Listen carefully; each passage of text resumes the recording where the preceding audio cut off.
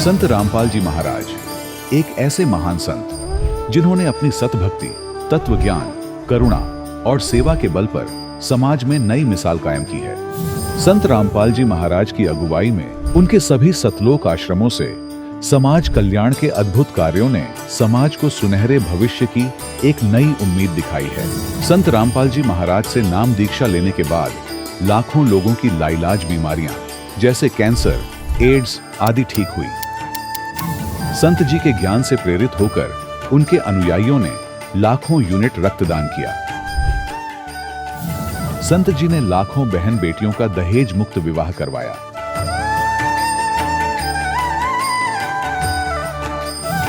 संत जी ने लाखों लोगों का नशा छुड़वाया, करोड़ों उजड़े परिवार बसे। संत जी के आश्रमों में समागम के दौरान निःशुल्क नेत्र चिकित्सा, दंत चिकित्सा प्रदान की जाती है। संत रामपाल जी महाराज द्वारा समय समय पर पर्यावरण संरक्षण के उद्देश्य से बड़े स्तर पर वृक्षारोपण किया जाता है। संत जी ने जरूरतमंदों को तत्काल राहत पहुंचाने के लिए एम्बुलेंस सेवा शुरू की। संत जी अपने अनुयायियों को देहदान के लिए प्रेरित करते हैं, जिससे मानवता की सेवा और चिकित्सा क्षेत्र में सुधार हो सके। संत रामपाल जी महाराज के सभी आश्रमों में हर रोज निःशुल्क भंडारा आयोजित किया जाता है, जहां हर वर्ग, हर जाति और हर धर्म के लोग एक साथ बैठकर भोजन करते हैं।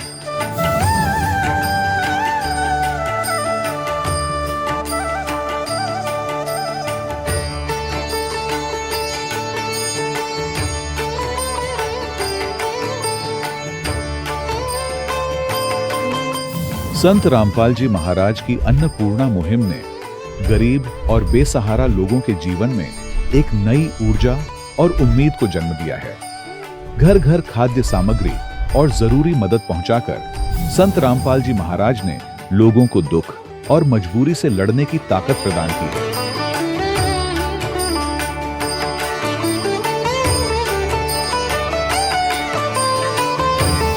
संत रामपाल जी महाराज द्वारा गरीब लोगों के लिए घर बनवाने का अद्भुत कार्य एक ऐसी मिसाल कायम कर रहा है जो सदियों सदियों संत जी की उदारता और दया भावना के तौर पर जाना जाएगा।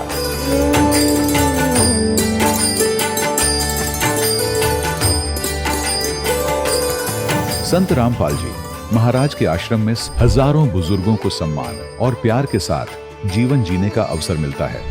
उनके खाने, रहने और स्वास्थ्य की पूरी जिम्मेदारी संत रामपाल जी महाराज उठाते हैं। अनाथ बच्चों के लिए संत रामपाल जी महाराज के सभी आश्रम किसी वरदान से कम नहीं। यहाँ उन्हें शिक्षा, संस्कार और भविष्य के लिए बेहतर अवसर प्रदान किए जाते हैं।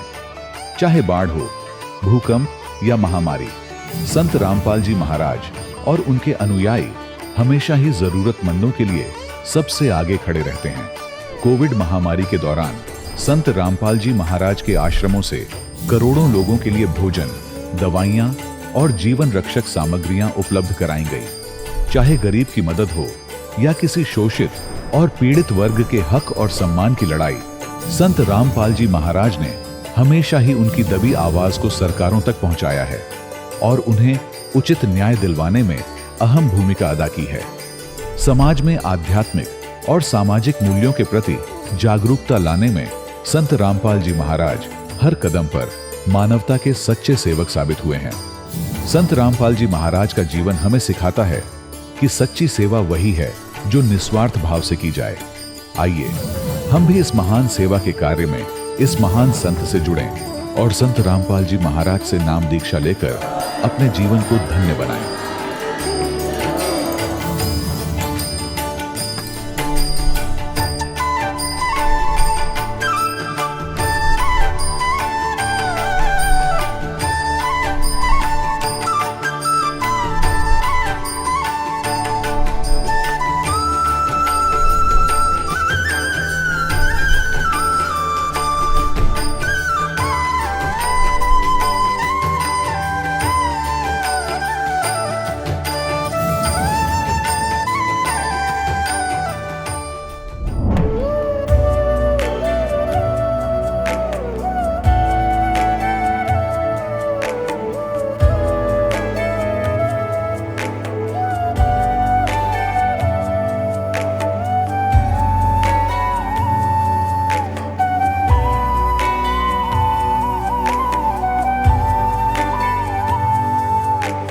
जब लग गुरु मिले न साचा, तब लग गुरु करो 10 पांचा। क्या गुरु बदल सकते हैं? क्या गुरु बदलने से पाप लगता है? अध्यात्म के इस मैदान में आखिर सही गुरु कौन है?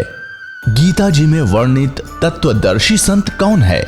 इन सभी प्रश्नों के उत्तर जानने के लिए अवश्य सुनिए जगत गुरु तत्वदर्शी संत रामपाल जी महाराज के मंगल प्रवचन। सत साहिब दर्शकों, मनुष्य अपने जीवन में शारीरिक सुख और मानसिक शांति की चाह में अनेक प्रकार की भक्ति साधनाएं अपनाता है, लेकिन जब लाभ मिलने के बजाय बार बार हानि ही होने लगे तो उसका निराश होना और नशे जैसी बुरी आदतों का शिकार हो जाना स्वाभाविक हो जाता है। दर्शकों, कुछ ऐसी ही कहानी थी उत्तराखंड के रहने वाले अनूप रावत जी की। अनूप रावत जी अपने जीवन में दुख और परेशानियों से इतने घिर गए थे कि उनका भगवान पर से बिल्कुल विश्वास उठ गया था। न तो वे कोई भक्ति साधना करते थे और न ही पूजा पाठ में विश्वास रखते थे। शारीरिक और मानसिक कष्टों से तंग आकर उन्होंने शराब जैसी गंदी आदत को अपना लिया। लेकिन दर्शकों, आज अनूप रावत जी का कहना है कि जब से मैंने संत रामपाल जी महाराज की शरण ग्रहण की है और उनके द्वारा दी गई शास्त्रानुसार भक्ति साधना को अपनाया है, तब से मेरा और मेरे परिवार का जीवन पूरी तरह बदल गया है। दर्शकों, आखिर ऐसी कौन सी भक्ति विधि है जिसे संत रामपाल जी महाराज बता रहे हैं, जिसे अपनाने से अनूप रावत जी जैसे लाखों श्रद्धालुओं का नशा छूट जाता है? जो काम सरकारें और संस्थाएं नहीं कर पा रही, वह संत रामपाल जी कर रहे हैं। आखिर इसके पीछे की सच्चाई क्या है? आइए सुनते हैं अनूप रावत जी की कहानी, उन्हीं की जुबानी। सर नमस्कार। नमस्कार जी। सर क्या नाम है आपका? मेरा नाम अनूप रावत है। अनूप जी कहाँ से आए हैं आप? मैं सल्ट अल्मोड़ा उत्तराखंड से आया हूँ जी। संत रामपाल जी महाराज से कब जुड़े आप? संत रामपाल जी महाराज जी से दास ने 2004 में दीक्षा ली थी। सर संत रामपाल जी महाराज से नाम दीक्षा लेने से पहले आप क्या भक्ति साधनाएं करते थे? मैं जी कोई भक्ति उक्ति नहीं करता था। जो मेरे मम्मी पापा करते थे मैं बोलता था सब ये ढोंग है, और मैं तो शुरू से ही बचपन से ढूंढता था कि कुछ और है मामला, लेकिन मुझे पता नहीं था क्या है। सर संत रामपाल जी महाराज की शरण में कैसे आए आप? मैं दिल्ली में नौकरी करता था, तो विन केबल पे परमात्मा मतलब संत रामपाल जी महाराज जी का सत्संग आता था 2-2.5 घंटे, 5 बजे से 7 बजे 7:30 बजे तक आता था।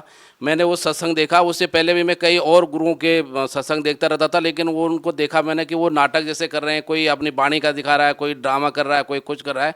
लेकिन संत रामपाल जी महाराज जी का जो सत्संग आता था उसमें संत रामपाल जी महाराज वेदों को, गीता को और पुराणों को दिखा देते कि ऐसा ऐसा है और इसमें इस भक्ति, उस परमात्मा की भक्ति करनी चाहिए थी। तो उसके बाद मैंने वो देखा, 2 साल तक लगा था, 2002 से 2004 तक मैंने वो सत्संग देखा। पूरा मैंने एनालिसिस करा, और एनालिसिस करने के बाद वेदों में, गीता में, सभी शास्त्रों में प्रमाणित, इवन और भी जो उन्हें दिखाए, बाइबल दिखाया, उसके बाद गुरु ग्रंथ साहिब दिखाया, उनमें भी प्रमाण आया कि परमात्मा एक ही है और वो कबीर है। तो फिर मैंने डिसाइडेड करा कि ठीक है, मुझे उनको गुरु बनाना चाहिए, और मैं उनके पास गुरु बनाने के लिए चले गया। आज के दिन जो लोग भक्ति करते हैं वो किसी न किसी प्रकार का लाभ प्राप्त करने के लिए ही भक्ति करते हैं, जैसे आध्यात्मिक लाभ प्राप्त करना, भौतिक लाभ प्राप्त करना, मानसिक लाभ प्राप्त करने के लिए। आपने संत रामपाल जी महाराज से नाम दीक्षा क्यों ली? मैंने मोक्ष के लिए नाम लिया, और परमात्मा की दया से मैं थोड़ा बहुत रोजी रोटी तो कमा ही रहा था। दिल्ली में अपने परिवार का भरण पोषण करा था, लेकिन मैं मोक्ष के लिए मुझे वो लिया था क्योंकि थोड़ा मेरी संस्कृत सही थी। तो जितने भी हमारे आचार्य थे या शास्त्री थे जिनने हमें पढ़ाया था, उन्होंने बोला था कि मोक्ष सबसे बड़ी बात होती है। मनुष्य योनि का एक ही मकसद है, मोक्ष प्राप्त करना। सर संत रामपाल जी महाराज की शरण में जो भी जाता है उनको आध्यात्मिक, भौतिक और मानसिक लाभ मिलते ही मिलते हैं। सर आपको क्या लाभ मिले संत रामपाल जी महाराज से नाम दीक्षा लेने के बाद? परमात्मा सर्व हमारे गुरुजी संत रामपाल जी महाराज जी से मुझे बहुत से लाभ हुए। सबसे पहले 2004 में जब मैंने मालिक से नाम उपदेश लिया तो मेरी गवर्नमेंट जॉब लग गई। मैं स्वास्थ्य विभाग में उत्तराखंड में फार्मासिस्ट की पोस्ट पे आ गया, जबकि 13 साल से मैं ऐसे ही लटक रहा था। उसके बाद यहाँ पे नौकरी लगने के बाद परमात्मा की दया से परमात्मा ने मेरे को हल्द्वानी जैसी जगह में एक प्लॉट भी खरीदवाया। प्लॉट खरीदवाने के बाद मैंने उसमें आज 200 गज में अपना बहुत अच्छा परमात्मा ने मेरे को एक कोठी दे रखी है। ये मेरे को लाभ है। उसके बाद शारीरिक लाभ, मेरे को बहुत खांसी होती थी हर हमेशा, जब भी मौसम चेंज होता था मेरे नाक से नाक बहती रहती थी। और उसके बाद परमात्मा ने धीरे धीरे वो करके मैं जैसे साधना करता रहा तो वो भी मेरा ठीक हो गया। और उसके अलावा मैं बहुत से दारू पीता था, इतना दारू पीता था कि मेरे को किसी भी चीज़ का कोई कॉकटेल ही नहीं होता था। 2-3 टाइप, अलग अलग टाइप के ब्रांड मिलाने के बाद भी कॉकटेल नहीं होता था। तो वो भी नहीं पीता था, वो भी छूट गया मेरा। उसके बाद में बीड़ी सिगरेट पीने का तो चेन स्मोकर था। एक डॉक्टर ने मेरे को बोला था कि तुम्हें अपने दांत से या बीड़ी सिगरेट से, तो इसलिए मेरे को वो भी फ़ायदा रहा। उसके अलावा और भी कई आध्यात्मिक लाभ हुए, सांसारिक लाभ हुए और मानसिक लाभ हुए। मेरा मन आज की डेट में परमात्मा को संपूर्ण पाने के बाद बिल्कुल एकदम स्थिर हो गया है। सर, जैसा कि देखा जाता है कि संत रामपाल जी महाराज से जो भी श्रद्धालु नाम दीक्षा लेते हैं उनको नशामुक्त करने में संत रामपाल जी महाराज का विशेष योगदान होता है। सर, जैसा कि आज के दिन सरकारें बड़ी बड़ी योजनाएं लागू करती है नशामुक्त भारत बनाने के लिए, सर संत रामपाल जी महाराज ऐसी क्या दवाई देते हैं जो भी श्रद्धालु उनसे नाम दीक्षा लेता है वो नशा छोड़ देता है? संत रामपाल जी महाराज जी हमें जो शास्त्र अनुकूल साधना बताते हैं, वो शास्त्र अनुकूल साधना से फायदा होता है। गीता में लिखा हुआ है कि भगवान बोलते हैं अर्जुन को, ये अर्जुन तो यदि शास्त्र विधि पूजा करेगा तो तेरे को सब लाभ होगा, और जो व्यक्ति शास्त्र अनुकूल साधना नहीं करता है उसको कोई लाभ नहीं होता। तो परमात्मा हमको शास्त्र अनुकूल साधना बताते हैं, और उस शास्त्र अनुकूल साधना से जो लाभ इंसान चाहता है, हर आदमी बीड़ी खूब पीता है लेकिन बोलता है मैं छोड़ना चाहता हूँ, दारू खूब पीता है कहता है यार मैं छोड़ना चाहता हूँ। तो परमात्मा वो इच्छा उसकी उस शास्त्र अनुकूल साधना से, उन मंत्रों के सिमरन से वो पूरी हो जाती है। परमात्मा ऐसा कोई जादू टोना कुछ नहीं करते, कोई झाड़ फूक नहीं लगाते। परमात्मा एक्चुअल भक्ति बताते हैं जो वेदों में, गीता में और पुराणों में लिखी हुई है। सर, आपने मंत्र सिमरन की बात की। यदि आज के दिन देखा जाए तो हिंदुस्तान के लोगों की सोच ये हो गई है कि मंत्रों के जाप करने से किसी भी व्यक्ति की कैंसर जैसी भयानक बीमारी ठीक नहीं हो सकती। तो ये क्या कारण है कि आज के दिन लोगों का भक्ति से विश्वास उठ गया है? लोगों को विश्वास ही नहीं हो रहा कि भक्ति करने से बीमारियां ठीक हो सकती हैं, क्योंकि लोगों का जो रुझान है वो साइंस की तरफ ज्यादा हो गया है। परमात्मा बोलते हैं कि जैसे कबीरदास जी के लिए वेदों में लिखा हुआ है कि कबीर अंगारी ऐसी बम्बारी ऐसी रितधामा स्वरज्योति ऐसी, कि वो जो कबीर जो है वो अंगारी ऐसी माने पाप के पाप को भी काटने वाला है, बम्बारी ऐसी माने बंधनों के बंधन को भी छुड़ाने वाला है, और रितधाम वो रितधाम में रहता है। लेकिन मोस्टली जितने भी भक्ति करते हैं या समझते हैं वो सोचते हैं कि परमात्मा निराकार है और उससे उनको लाभ नहीं हो पा रहा। लेकिन यदि वो शास्त्र अनुकूल साधना करेंगे और एक्चुअल मार्ग पे चलेंगे, क्योंकि वो सही रास्ते पे है ही नहीं। यदि कोई बच्चा स्कूल न जाके कहीं दूसरी जगह जाएगा तो उसका रिजल्ट खराब ही होगा। तो इसलिए जो सही भक्ति करेगा और अपनी उन साधनाओं का, मंत्रों का जो सिमरन लिखा हुआ है वेद और गीता उनमें शास्त्रों में, तो तभी उसको फायदा होगा। अदरवाइज उसके अलावा फायदा नहीं होना है, क्योंकि साफ लिखा हुआ गीता में कि शास्त्र अनुकूल जो भक्ति नहीं करता उसको कोई लाभ नहीं होता, उसकी कोई मुक्ति नहीं है और उसको कोई फायदा होना नहीं है। सर, एक बात ये भी जहन में आती है कि आज तक किसी भी संत ने शास्त्र के अनुसार भक्ति बताई ही नहीं है या लोग समझ नहीं पाए हैं। ऐसा क्या है कि संत रामपाल जी महाराज ही केवल शास्त्रों के अनुसार भक्ति बताते हैं? इतने सारे धर्मगुरु हैं, लाखों की तादाद में उनके समर्थक भी हैं, वो क्यों शास्त्रों के अनुसार भक्ति नहीं बता रहे हैं? क्या कहना चाहेंगे इस बारे में? जो और धर्मगुरु हैं इनको कुछ पता ही नहीं था। इनका जो भी पुराना लगा हुआ था, जैसे कि हम गाँव में कोई भक्ति करते हैं जी, ठीक है मेरे दादा ने ऐसे बताया था, मेरे उनने ऐसा बताया था, हम तो इतने टाइम से कर रहे हैं। क्योंकि उनको खुद पता नहीं था तो वो अपने अनुयायी को क्या बताते हैं। वो तो महिमा के भूखे होने के कारण आज भी अपने अनुयायी को बरगला रहे हैं कि तुम किसी और गुरु के शरण में मत जाना, दूसरा गुरु नहीं बदलना चाहिए। जबकि परमात्मा की साफ सी वाणी है कि जब तक आपको सच्चा गुरु नहीं मिलता तब तक 10-5 गुरु करो आप। और जो व्यक्ति साधन, जैसे हम हिंदू धर्म में हैं तो जो गीता और 4 वेद और पुराण हमारे कहते हैं उसके अनुसार हमको भक्ति करनी चाहिए, क्योंकि आध्यात्म में हमारे लिए वो ही संविधान है। जैसे हिंदुस्तान में रहने के लिए हमारे लिए संविधान है, वैसे ही हमारे आध्यात्मिक संविधान गीता और 4 वेद पुराण हैं। इसी तरह जो मुसलमान भाई है उनके लिए कुरान शरीफ, वो एक्चुअल में देखें कि कुरान शरीफ में किस चीज़ की साधना करनी है और वो भगवान कौन है। इसी तरह से बाइबल में साफ लिखा हुआ है कि परमात्मा सशरीर है और उसने 6 दिन में सृष्टि रची है और 7 दिन में तख्त पर जा बैठा। लेकिन उनको नहीं पता एक्चुअल में जो हमारे वेद हैं या जो गीता है, जो पुराण है, जो बाइबल है, पवित्र बाइबल है, पवित्र गुरु ग्रंथ साहिब है और पवित्र कुरान शरीफ है, उसमें जो गूढ़ रहस्य हैं उनको, जो ये धर्म के वो व्यक्ति हैं या जो धर्म के साधक हैं उनको पता नहीं है कि इसके अंदर एक्चुअल गूढ़ रहस्य कौन है और किस भगवान की पूजा का उसमें संकेत दिया गया है। सर, हम आपसे ये भी जानना चाहेंगे कि संत रामपाल जी महाराज से नाम दीक्षा लेने के बाद कितने दिन के बाद लाभ मिलना शुरू हो जाता है? जैसे कि कैंसर जैसी भयानक बीमारी है वो कितने दिन में ठीक हो जाएगी, या फिर जो और अन्य कोई बीमारी है वो कितने दिन में ठीक हो जाएंगी? ऐसी कोई समय सीमा है क्या?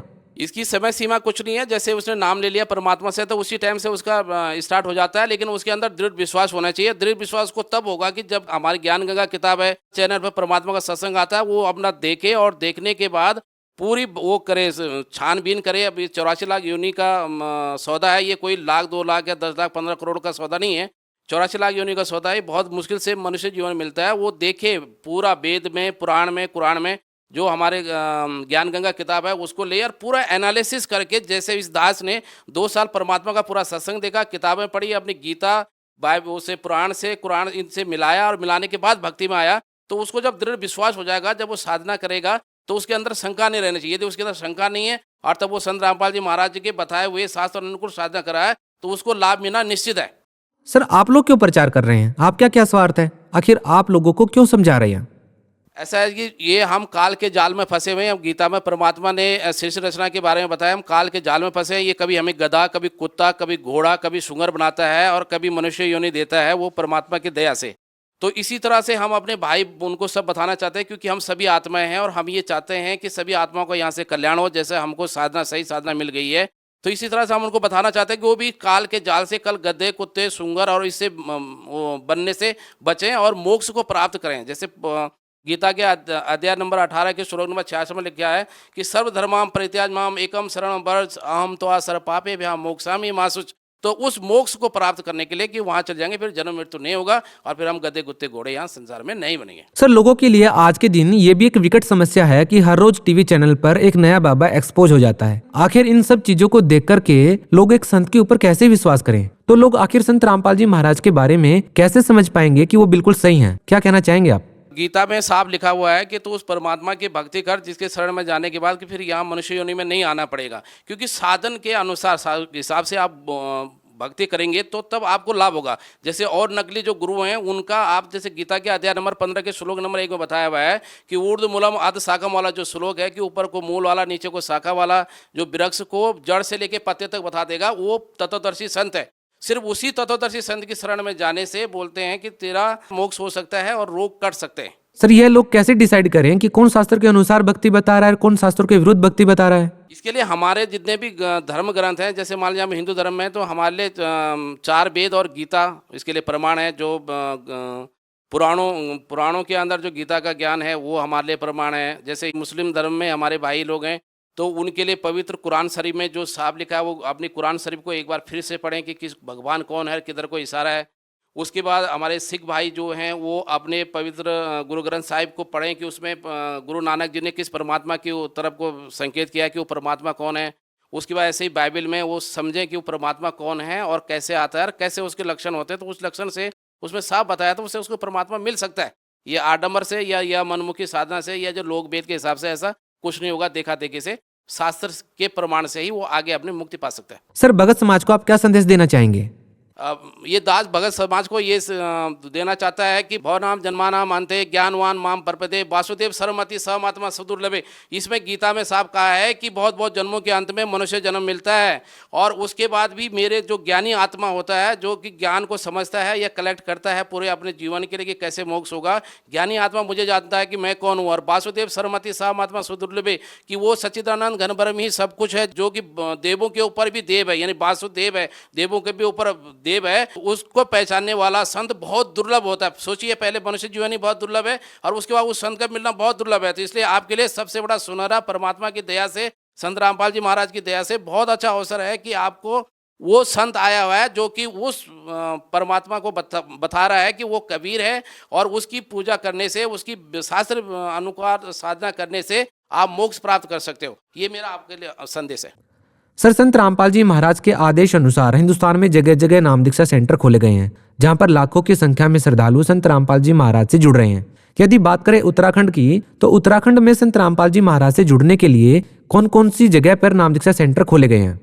परमात्मा स्वरूप हमारे सदगुरु रामपाल जी महाराज जी की दया से हमारे पास रुड़की में एक नामदान केंद्र है, देहरादून में नामदान केंद्र है, श्रीनगर गढ़वाल में हमारे पास नामदान केंद्र है और बागेश्वर बेटा में हमारे पास एक नामदान केंद्र है। उसके बाद हल्द्वानी में एक नामदान केंद्र है और काशीपुर में एक नामदान केंद्र है। इसके अलावा भी जो भक्त कहीं और बाहर के हैं, टीवी पे हमारा सत्संग, परमात्मा का सत्संग चलता है संत रामपाल जी महाराज जी का। उसके नीचे एक पीली पट्टी आती है, उसके अंदर जो भी नंबर ले होते हैं उन नंबर पर आप फ़ोन करके अपनी जगह का नामदान केंद्र और दीक्षा केंद्र आप जान सकते हैं, उससे आप जानकारी प्राप्त कर सकते हैं। और साथ में मुफ्त में यदि आपको ज्ञान गंगा चाहिए, आपके पास अभी तक ज्ञान गंगा नहीं पहुंची है, तो वो आप ले सकते हैं। जी बहुत बहुत धन्यवाद साहब जी।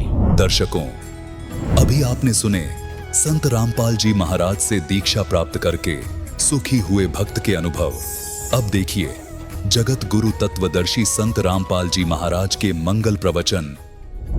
तो जो परमात्मा ने आकर ज्ञान दिया उसको सूक्ष्म वेद कहते हैं, और जिन महापुरुषों को परमात्मा मिले हैं उनको जो ज्ञान दिया है वो उस परमात्मा के सूक्ष्म वेद का समर्थन करते हैं, क्योंकि उन्होंने परमात्मा को आंखों देखा है, वो सचखंड गए हैं, सतलोक गए हैं, फिर उनको भगवान ने वापस छोड़ा है, तो वो पक्के गवाह भगवान के, उस सतलोक और सचखंड के।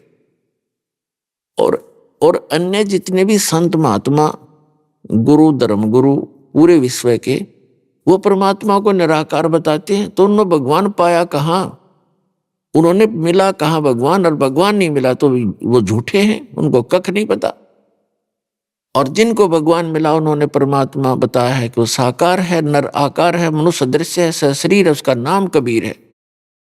और सभी धर्म ग्रंथ हमारे परमात्मा साकार बताते हैं और हमारे धर्म गुरु उसको निराकार बताते हैं। इससे सिद्ध है कि वो गुरु नहीं है, वो नकली हैं, सारे झूठे हैं। तो उस परमात्मा ने जो ज्ञान बताया आकर के, उन्होंने बताया कि मानुष जीवन दुर्लभ है, वही मिले न बारंबार, और जैसे तरवर से पत्ता टूट गिरे वो बोर नहीं लगता डार। क्या बताते हैं कि जिन महापुरुषों ने परमात्मा को पाया, सतलोक देखा, वापस आए, उनमें से कौन कौन हैं? आदरणीय धर्मदास साहिब जी, आदरणीय मलुकदास साहिब जी, आदरणीय नानक साहिब जी, आदरणीय दादू दास साहिब जी, आदरणीय गरीबदास साहिब जी, गांव छुड़ानी, जिला झज्जर वाले, आदरणीय गीसा दास साहिब जी, गांव खेखड़ा, जिला मेरठ, उत्तर प्रदेश वाले। तो इन महापुरुषों का तो दास को ज्ञान है कि इनको परमात्मा, पूर्ण ब्रह्म, सत्य पुरुष, अल्लाहु अकबर, ग्रेट गॉड, वो स्वयं सतलोक से अपने निज स्थान से चलकर आए और उनको मिले, उनको सचखंड लेकर गए, फिर उनको वापस छोड़ा। उन महापुरुषों ने फिर आके बताया है कि परमात्मा साकार है, निराकार है, और सचखंड की जानकारी उन्होंने यथार्थ बताई। तो अभी तक उन महापुरुषों ने जो ज्ञान दिया वो लोकोक्तियों के माध्यम से बताया, शब्दावलियों के माध्यम से, यानी पद्य भाग में वर्णन किया।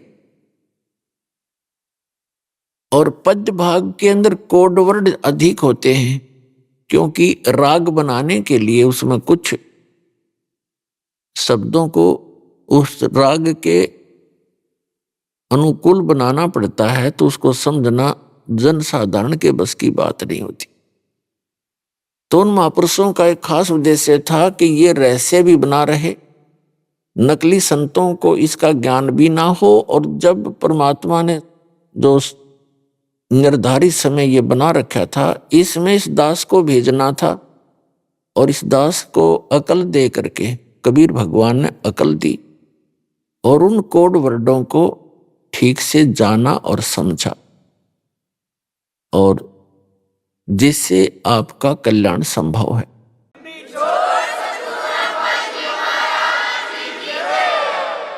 तो वो तत्व ज्ञान कहलाता है, उसको सूक्ष्म वेद कहते हैं।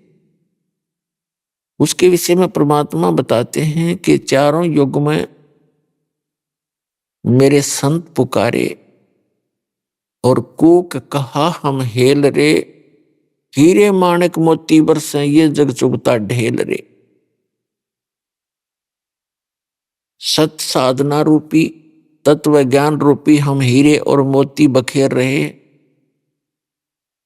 और ये भोले श्रद्धालु तत्व ज्ञान से अपरिचित इस सत साधना को ठुकरा कर ये आन उपासना, काल तक की साधना रूपी कंकर पत्थर इकट्ठे कर रहे हैं। चारों युग में संत पुकारे, कूक कहा हम हेल रे, हीरे माणिक मोती बरसे ये जग चुगता ढेल रे। हमरा ज्ञान किने ना सुनिया, ये पर भी लेन जात है दुनिया। तो पुण्यात्माओं, परमात्मा ने आकर बताया, इन महापुरुषों को मिले, किन किन को, जैसे अभी आपको उनके नाम गिनाए, उनमें से एक हैं आदरणीय गरीबदास साहिब जी।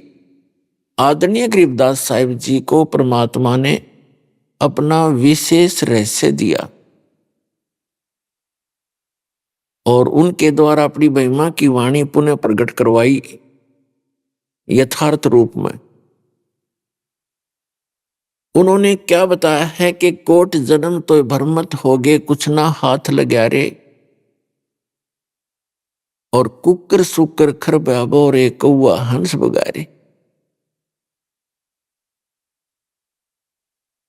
क्या बताया है कि आप जी ने असंग जन्म हो गए भटकता ने। अब प्रसंग चला था कि पूर्ण परमात्मा की साधना से प्रत्येक प्राणी को सुख हो सकता है। पूरे विश्व के प्राणी जितने चींटी से लेकर हाथी हैं और मानव शरीर प्राप्त है, इस परमात्मा की सतभक्ति से और इस सच्चे ज्ञान के प्रचार से सर्व प्राणी मोक्ष प्राप्त कर सकते हैं।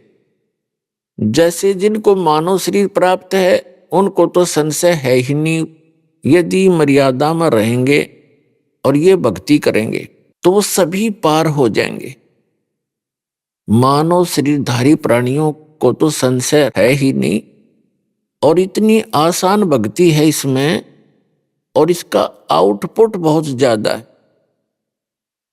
आउटपुट कैसे ज्यादा है? जो सतनाम आपको दिया जाएगा, जो आज तक रहस्य बना हुआ था, परमात्मा ने इसको छुपा के रखा था, केवल उन महापुरुषों को दिया था जिनके नाम दास ने गिनाए हैं। आदरणीय धर्मदास साहिब जी को, आदरणीय मुल्कदास साहिब जी को, आदरणीय नानक साहिब जी को, आदरणीय दादू साहिब जी को, आदरणीय गरीबदास साहिब जी, आदरणीय गीसा दास साहिब जी को, आदरणीय महर्षि रामानंद जी को। इनको तो परमात्मा ने सतनाम दिए थे, उन्होंने जाप भी किए, लेकिन आगे नाम दान करने की उनको सख्त मनाही थी। धर्मदास मेरी लाख दुहाई, और ये मूल ज्ञान कहीं बाहर ना जाए। परमात्मा ने कहा था कबीर जी ने धर्मदास जी से कि धर्मदास मेरी लाख दुहाई, ये मूल ज्ञान अभी कहीं बाहर ना जाए। मूल ज्ञान बाहर जो पढ़ी, ये बिचली पीढ़ी हंस नहीं तरही। पुणात्मा, आप कितने भयंकर स्थान पर रह रहे हो, जहां परमात्मा ने भी अपने आप को गुप्त रख के और यहां तक लाना होता है इस भक्ति को। नहीं तो काल चाहता है भक्ति करे नहीं, नास्तिक हो जावे। जैसे पूरा चीन नास्तिक हो गया, क्योंकि वो महात्मा बुद्ध के मानने वाले थे, और जब तक उन पुण्यकर्मियों के शुभ संस्कार थे और महात्मा बुद्ध के अनुयायी बन गए जो पहले वाले व्यक्ति थे, तो लाभ तो हो रहा था उनके पूर्व जन्म के पुण्यों से। वो ये सोचते रहे कि वर्तमान की साधना से हमें लाभ हो रहे हैं, महात्मा बुद्ध के द्वारा बताई गई साधना से। आने वाले समय में हम कलयुग के निकट आते चले गए, हमारे पुण्य क्षीण होते चले गए, हम कर्महीन हो गए, पूर्व जन्म के पुण्य रहे नहीं, और महात्मा बुद्ध के द्वारा बताई गई साधना से कुछ होना ही नहीं था। तो उसकी साधना से अन्य को कोई लाभ होना बंद हो गया, तो उन्होंने सोच लिया कि कोई भगवान नहीं, और भगवान का नामो निशान मिटवा दिया। रूस के अंदर नास्तिकता और चीन के अंदर, और चीन के अंदर विश्व की सबसे ज्यादा आबादी है। तो पुण्यात्माओं, ये काल चाहता है कि भक्ति ना करें, नास्तिक हो जाए, भगवान को याद करना है भूल जाए, और कोई भी मेरे जाल से बाहर ना जावे। और यही कार्य ईव इरादा स्वामी पंथ, धन सतगुरु पंथ, निरंकारी पंथ, आसाराम, जितने भी ये संत ला रखे हैं काल ने, ये सारे शास्त्र विरुद्ध साधना दे रहे। और वहां जब प्राणी जाता है, जिसके पूर्व जन्म के पुण्य हैं, उनको तो सुख होना ही था, उन पुण्यों से हो रहा था। अब वहां 20-20, 30-30 वर्ष हो गए जिन पुण्य कर्मियों के, उनका सर्वनाश हो गया, क्योंकि आध्यात्मिक लाभ तो होना ही नहीं था, उनके पुण्य थे वो खत्म हो गए। अब दुर्गति तो होनी थी। तो अब कुछ दिनों में अगर ये सत साधना भगवान दया ना करते इस मानव के ऊपर, तो विश्व में नास्तिकता फैल जाती और हाहाकार मच जाता। थोड़े ही दिनों, आने वाले 100 वर्ष बहुत भयंकर होते इस विश्व के। अब यह फिर शांति होगी। जनता जो माया की दौड़ में लगी है, आपको भगवान इतने सुख देगा, आपने कदे सपने में सोचे भी ना होंगे, शायद सुने भी ना होंगे।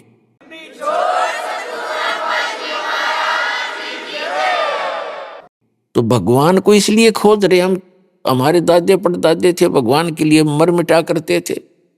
हजारों वर्षों तक उन्होंने साधनाएं की परमात्मा पाने के लिए। जीर्ण शीर्ण शरीर हो गए उनके, और जो भी जिस संत ने साधना बताई, जो क्रियाएं बताई, जो मर्यादा बताई, उन्होंने सिर धड़ की बाजी लाकर उनका पालन किया, लेकिन मिला कुछ भी नहीं, क्योंकि वो साधना सत्य नहीं थी, शास्त्र अनुकूल नहीं थी, वह गॉड गिवन नहीं थी, वो काल गिवन थी, इस काल की दी हुई थी। अब जो गॉड गिवन साधना इस दास के पास उपलब्ध है।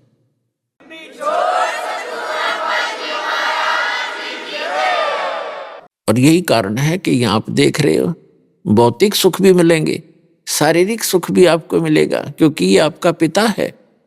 और दुखी बालक कितना लुट पिट के घर आ जा तो माता पिता फिर भी उसको प्यार देते हैं, कोई बात ना बेटा, आनी होगी होगी, आगे सावधान हो जाना, तो उसी में खुश हो जाते हैं। तो ये अपना पिता है, इसके दरबार में आने के बाद फिर ये दुखी नहीं होने देगा। आपको यदि राहत नहीं मिलेगी तो मर्यादा टूट जाने से, तो मर्यादा सबसे प्रथम है भगवान की। जब लग हंसा हमरी आना और काल लगे नहीं तेरा बना। परमात्मा कहते हैं जब तक ये जीव मेरी मर्यादा में रहेगा, काल का अटैक नहीं हो सकता आपके ऊपर। तो पुण्यात्माओं, आप मर्यादा तभी रखेंगे जब आप इस ज्ञान से परिचित हो जाएंगे। तो ज्ञान से परिचित कराने के लिए सब सत्संग किया जाता है, आपको सीडी बना कर दी जाती है, पुस्तकें बना रहे हैं भक्त, आप तक पहुंचा रहे हैं। तो इस ज्ञान को समझने के बाद फिर आप ना इन ठगों से ठगोगे जो पग पग पर बैठे हैं, किते हाथ देखनी है, किते पितरा देखनी है, किते नकली संत नरे झूठ बोलना, सारे दिन बकवाद गढ़े, क्योंकि आपको ज्ञान नहीं। और दास चाहता है कि आपको ज्ञान दूं, मास्टर बना दूं आपको, ताकि इनकी ठगों की ठगाई में आप ना आए, आपका जीवन सफल हो, आपके बच्चे सुखी रहेंगे।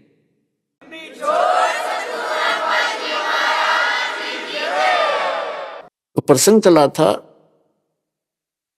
कि जिस समय हम परमात्मा की शरण ग्रहण कर लेंगे तो हमें सर्व सुख होगा।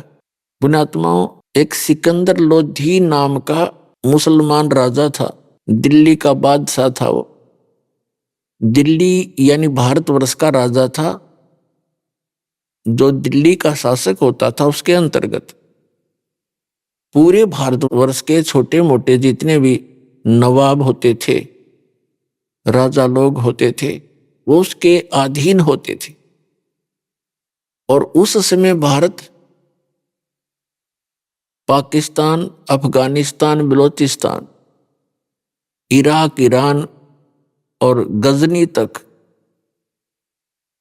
और ये सब भारत ही होता था। सिकंदर लोधी एक मुसलमान बादशाह था और उनका एक धार्मिक पीर था, गुरु था।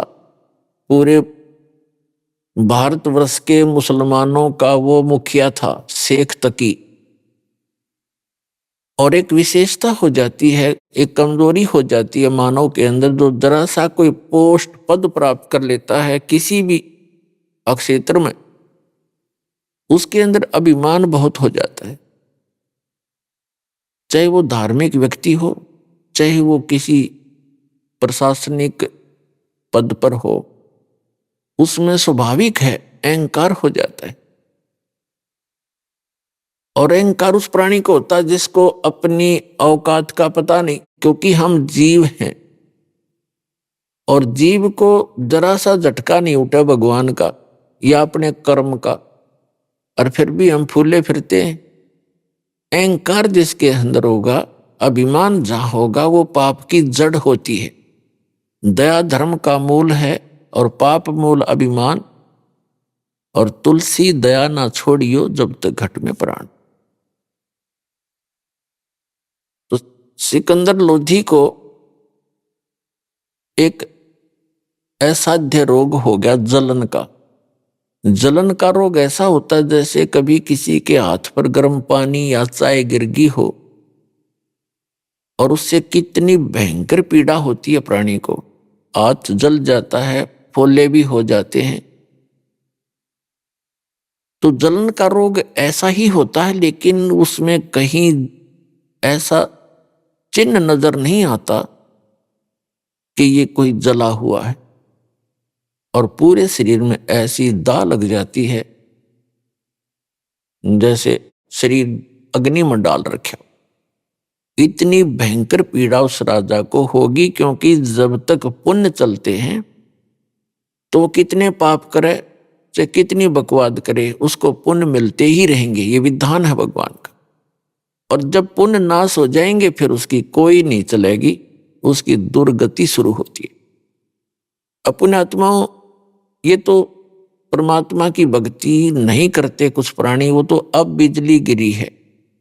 नहीं, पहले तकरीबन सभी भगवान में आस्था रखते थे, छोटी मोटी अपनी साधना करते ही रहते थे। तो वो जैसे सिकंदर लोधी एक मुसलमान राजा था और 5 वक्त की नमाज कंपलसरी होती ही है। इसकी जो मुसलमान धर्म की जो साधना है, ये कुरान शरीफ के ज्ञानदाता ने बताई है।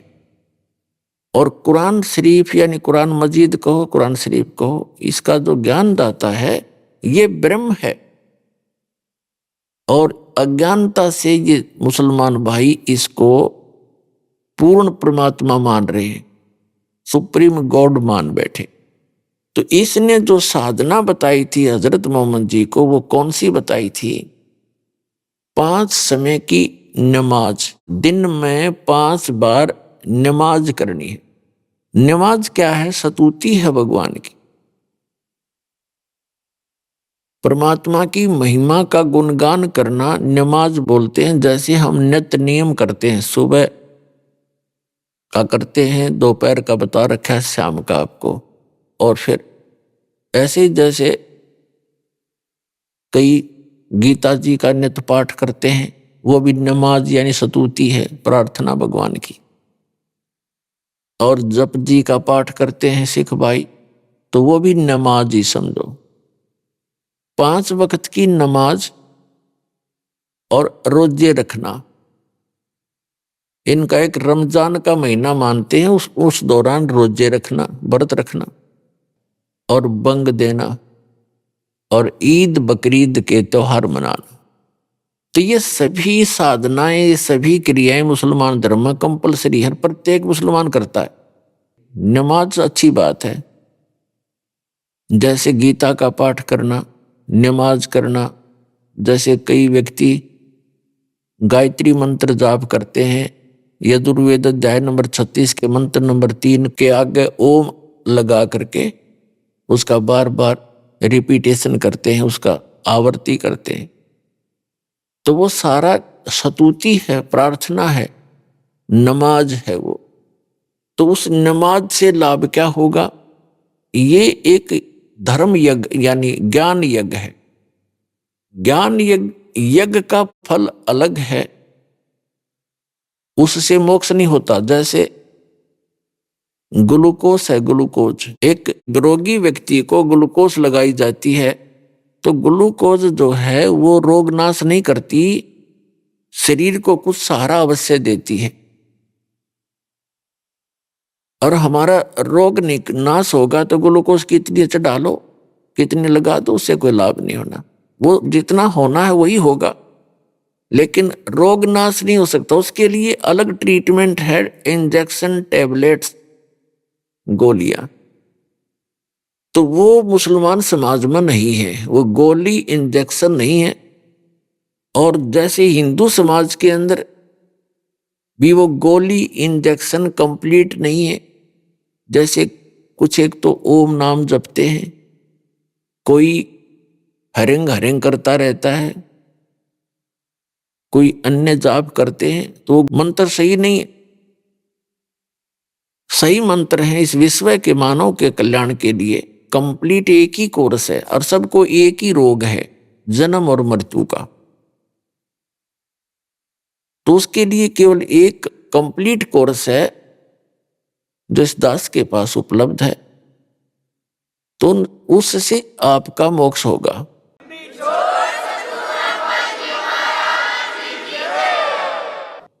तो वो क्या करते हैं? 5 समय की नमाज कर ली और फिर रोजे रख लिए, व्रत रख लिए। रोजे माने व्रत, और बंग माने ऊंचे सुर में आवाज पुकारना परमात्मा को।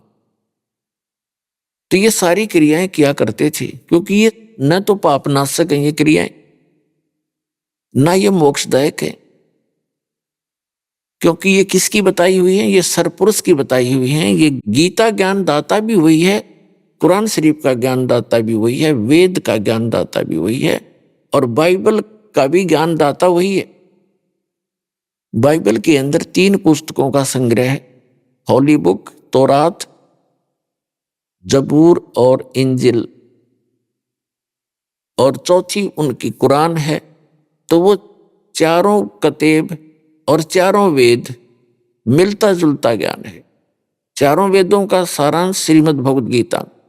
उन चारों कतेबों में इतनी कमी है, कौन सी? तौरात, जबूर, इंजिल और कुरान के अंदर, कि उसमें कोई मंत्र जाप करने का नहीं। वो केवल नमाज ही पर जोर रखते हैं और कुरान शरीफ यानी अपनी अपनी इन चारों पुस्तकों को पढ़ते हैं। तो ये ज्ञान यज्ञ है। तो उस ज्ञान यज्ञ के करने से लाभ तो मिलता है, लेकिन ना तो पाप का नाश हो सकता। पाप के नाश बिना हमारा प्रारब्ध यानी जीवन किस्मत में जो दुख है वो कट नहीं सकता, और पाप कटे बिना सुख नहीं हो सकता। जैसे किसी के पैर में कांटा लगा हो और उसको ये बता दिया किसी ने कि आपके पैर में कांटा लगा है, और वो निकला नहीं, निकालने का कोई साधन नहीं है। उस व्यक्ति को कोई ये कहे कि तू कांटा निकल नहीं सकता और जूता पहन ले, भविष्य में कांटा नहीं लगेगा, तो क्या वो जूता पहन सकता है? कांटा लगे पैर में जूता पहना नहीं जा सकता। वो तो कांटा निकले, और कांटा निकलने के बाद उसको सलाह दी जाए। सलाह की जरूरत नहीं, फिर तो आप समझ जाएगा कि जूता फिर निकाल दिया, फिर ये कांटाचार है। तो जिनको आज उनके किस्मत में दुख हैं वो उनके पाप के कारण है, और पाप प्रारब्ध के अंदर लिखा हुआ। प्रारब्ध माने किस्मत में, और किस्मत में लिखे हुए को ना ब्रह्मा जी मिटा सकते, ना विष्णु जी, ना शिव जी, ना ब्रह्म सरपुरुष जिसे कहते हैं, जो गीता ज्ञान दाता, कुरान ज्ञान दाता, वेद ज्ञान दाता, और ना पर ब्रह्म, केवल पूर्ण ब्रह्म, कंप्लीट गॉड, वो अल्लाह अकबर, वो समर्थ परमात्मा, वो आपके पापों का नाश करके आपको सुख दे सकता है, आपकी किस्मत चेंज कर सकता है। मासा घटे न तिल बधे, विधना लिखे जो लेख, और सच्चा सतगुरु मेट कर ऊपर मार दे मेघ।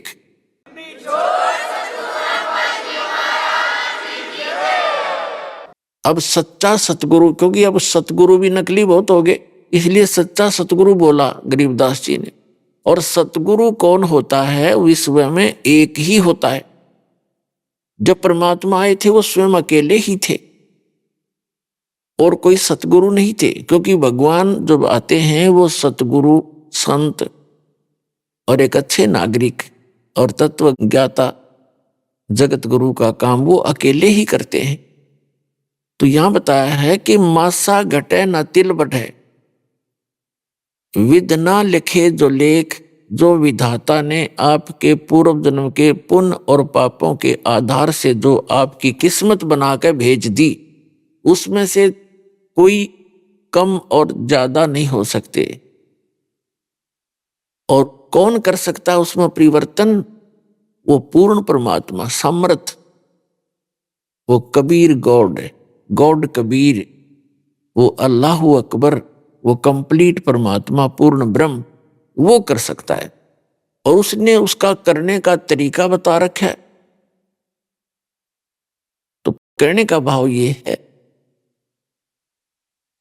कि कंप्लीट जो पूजा की विधि है वो इस दास के पास है।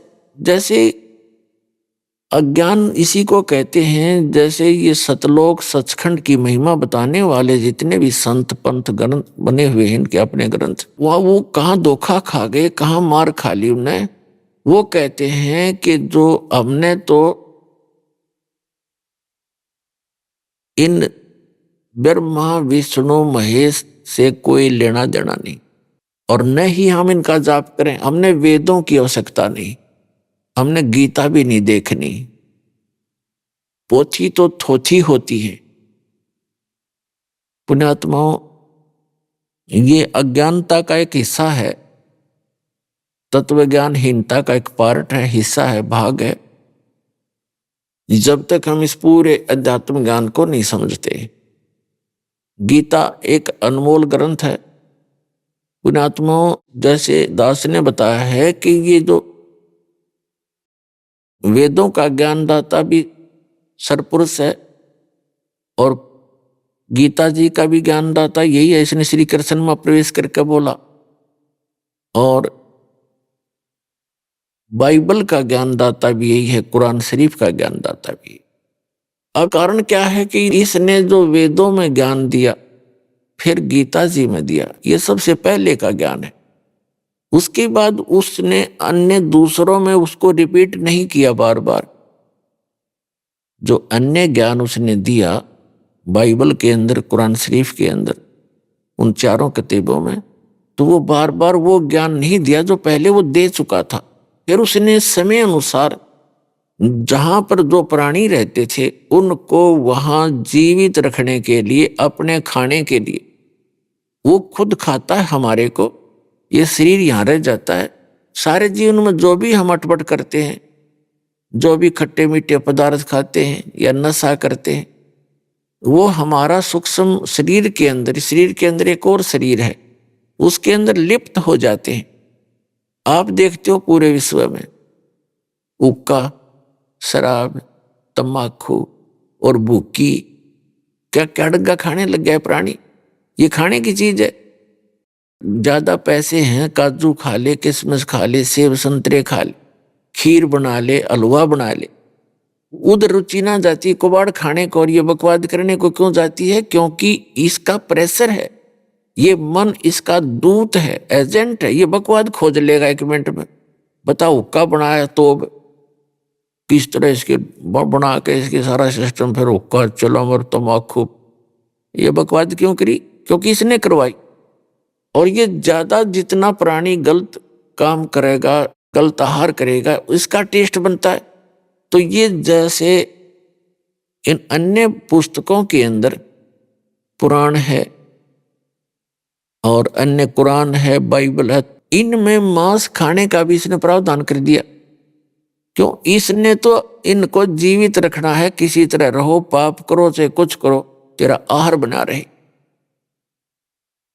और जिसमें वेद और गीता बोली गई थी, उस समय पूरी पृथ्वी पर फलदार वृक्ष थे। ये सामक आपने देखा होगा, सामक एक घास होता है।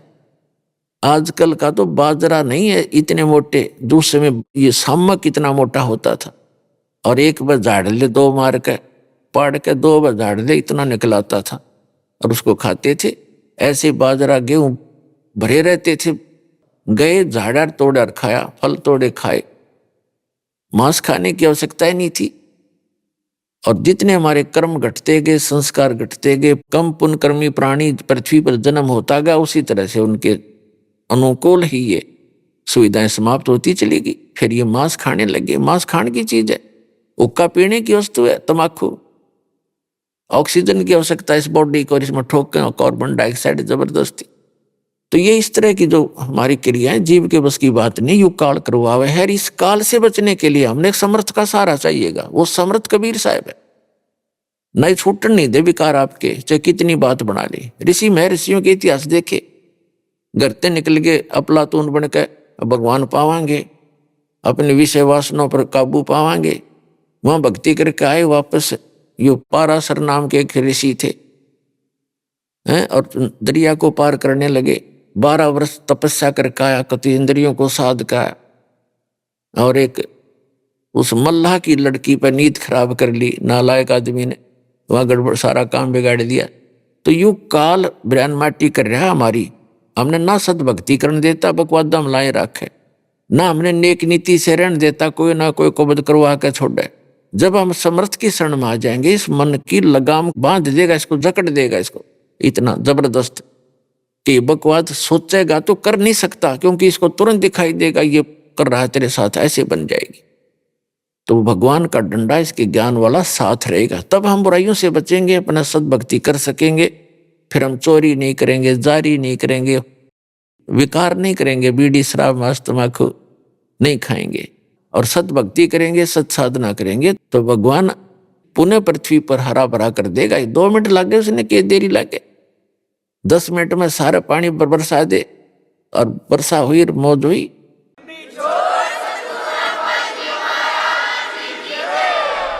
अभी आपने सुने संत रामपाल जी महाराज के मंगल प्रवचन।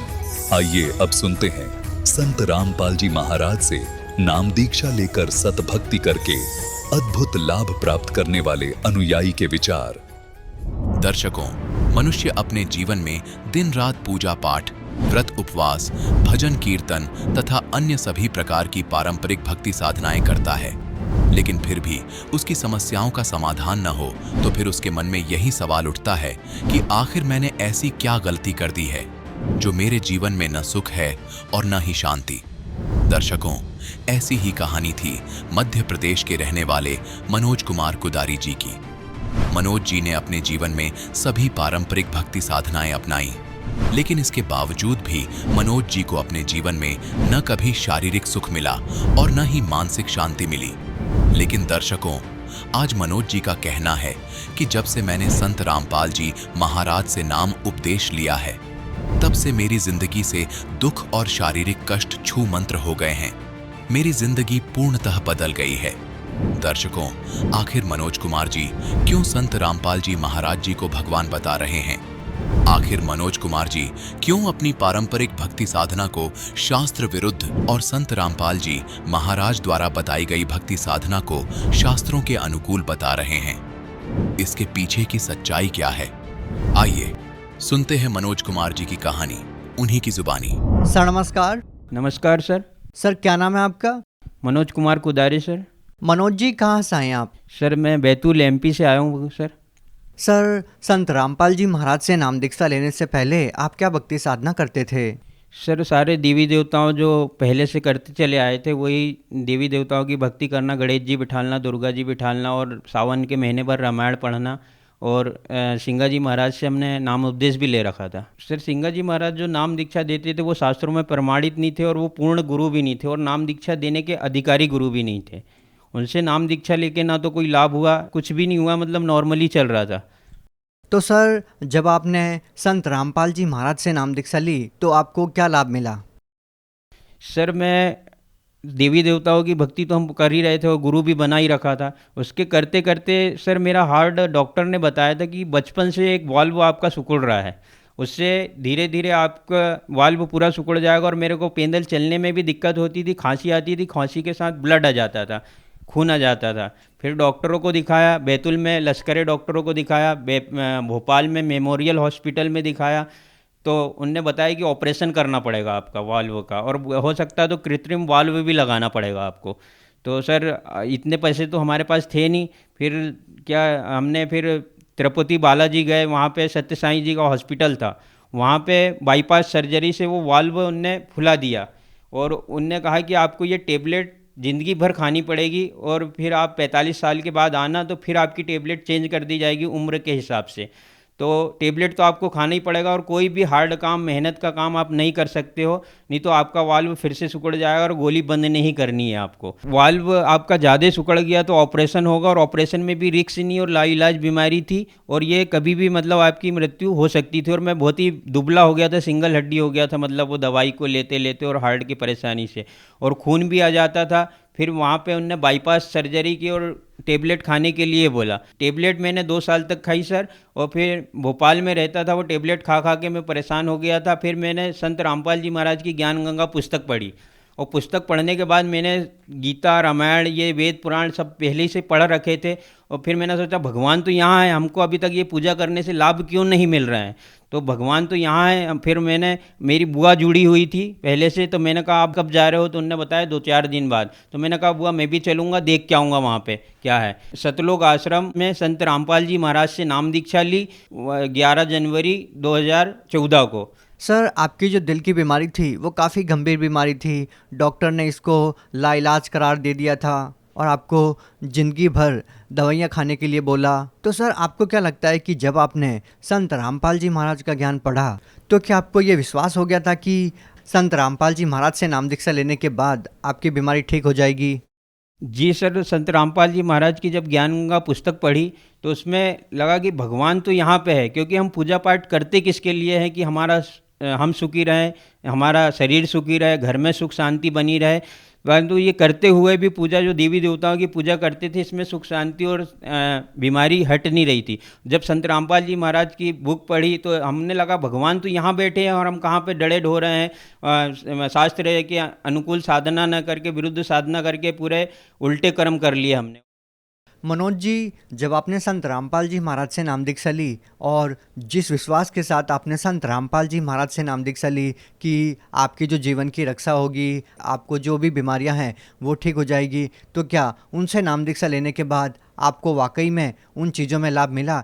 जी सर, मेरे को लाभ मिला। मैंने फिर सतनाम लेने के बाद सारी गोली दवाई छोड़ दी जो डॉक्टर ने बोला था कि आपको लाइफ टाइम खानी पड़ेगी, नहीं तो आपका वाल्व फिर सिकुड़ जाएगा और फिर ऑपरेशन कराएंगे, उसमें आपके बचने के कोई चांसेस नहीं रहेंगे। तो मैंने सतनाम लेने के बाद सारी गोली दवाई छोड़ दी और मैं आज कोई भी काम करने में, कोई भी मेहनत का काम करवा लो, कुछ भी करवा लो, मेरे को कोई दिक्कत नहीं है। और ये सारी मेरी रिपोर्ट भी रखी हुई है सारी, और इसमें उनने बोल दिया था कि एक वाल्व आपका बहुत सिकुड़ गया है, जिससे आपका पेनल चलते हो तो वो ब्लड सर्कुलेशन तेज़ी से होता है, इसके कारण आपका ब्लड ओवरफ्लो होकर मुंह से आ जाता है, खून आ जाता है। सर मेरे पापा को भी दमे की बीमारी रहती थी, उनको टीचर है मेरे पापा, वो उनको बारिश में भीग जाए या कोई भी ऐसी चीज़ हो जाती, ठंडी भी ज़्यादा लग जाती, उनको दम की शिकायत, दम फूलने लगती, रात में घबराने लग जाते थे। वो भी दिन रात पूजा करते थे, 5-5 आरतियाँ करते थे, उनको भी कोई लाभ नहीं हो रहा था। मैंने गुरुजी की दया से सतलोक आश्रम में मैंने नाम दीक्षा ली संत रामपाल जी महाराज से। फिर मम्मी पापा को भी बोला कि आप भी चल के देखो, नाम मत लेना, बस देख लो। उनने वहाँ जाते ही से वहाँ जाकर माहौल जो देखा और फिर गुरुजी से नाम दीक्षा ले ली बिना पूछे कि भाई भगवान तो यहाँ पे बसते हैं। फिर नाम दीक्षा लेने के बाद उनको भी सारी जो दमे की शिकायत थी, मम्मी के घुटने में दिक्कत थी, सारी प्रॉब्लम उनकी भी दूर हो गई मम्मी पापा की संत रामपाल जी महाराज से नाम दीक्षा लेने के बाद। सर मेरे को भी गुटखा खाने की आदत बहुत थी सर, मैं भी गुटखा छोड़ ही नहीं पा रहा था। पुड़िया, गुटखा की पुड़िया बनाता था, फेंक देता था। मेरी मम्मी ने कसम भी दे दी थी कि मेरी कसम है अब मत खाना, कसम भी खा ली थी माँ की, परंतु फिर भी गुटखा छूट नहीं रहा था। तो संत रामपाल जी महाराज के वहाँ पे गए, वहाँ का व्यवहार देखा, वहाँ सब भक्तों को देखा, सब मतलब, तो सर मेरा गुटखा नहीं छूट रहा था। फिर मैं वहाँ पे गया, 3 दिन मैंने नाम दीक्षा ली और 3 दिन सत्संग सुना। बाहर निकला तो मेरे को पता ही नहीं चला कि मेरा गुटखा कब छूट गया। मनोज जी, जैसे कि आपने बताया कि संत रामपाल जी महाराज से नाम दीक्षा लेते ही आपका नशा छूट गया, क्या संत रामपाल जी महाराज ने आपका नशा छुड़वाने के लिए आपको कोई दवाई या कोई जड़ी बूटी दी या कोई तंत्र विद्या की, जिसको करने के बाद आपका नशा छूट गया? नहीं सर जी, ने संत रामपाल जी महाराज ने कोई दवाई नहीं दी। उनके जो मंत्र थे शास्त्र के अनुकूल थे, उनमें पावर था, और वो मंत्र के जाप से ही सारी विकृतियां, हमारी बुराइयों को दूर हो जाता है, क्योंकि भगवान तो वही है जो सारी बुराइयों को दूर कर दे। और बाकी से हमने बाकी संतों के पास देखा कि वो भक्ति भी करते हैं, गुटखा भी खाते, दारू भी पीते, शराब भी पीते हैं और लड़ाई भी करते हैं। जबकि संत रामपाल जी महाराज के आश्रम में जाके देखा कि वहाँ सब भगत हाथ जोड़ के बात करते, भले वो प्रधानमंत्री हो या कलेक्टर हो, सभी एक ही जगह पे बैठ के खाएंगे, सभी के लिए समान, मतलब सबके लिए समान, कोई बड़े छोटे की कोई अलग से लाइन नहीं होती है, सभी के लिए समान व्यवहार किया जाता है। और वहाँ का माहौल देख के लगा कि स्वर्ग तो यहाँ बसता है, मतलब सतलोक तो यहाँ है। आप भगत समाज को क्या संदेश देना चाहते हैं? सर भगत समाज से मैं प्रार्थना करना चाहता हूँ कि संत रामपाल जी महाराज के यूट्यूब, फेसबुक और इंस्टाग्राम सभी पर संत रामपाल जी महाराज के सत्संग आते हैं, उनमें नंबर आते हैं गुरुजी के, आप वो नंबर पे लेके नज़दीकी नामदान सेंटर पे नाम दीक्षा लेकर अपना कल्याण करा सकते हैं। जी धन्यवाद। जी धन्यवाद सर।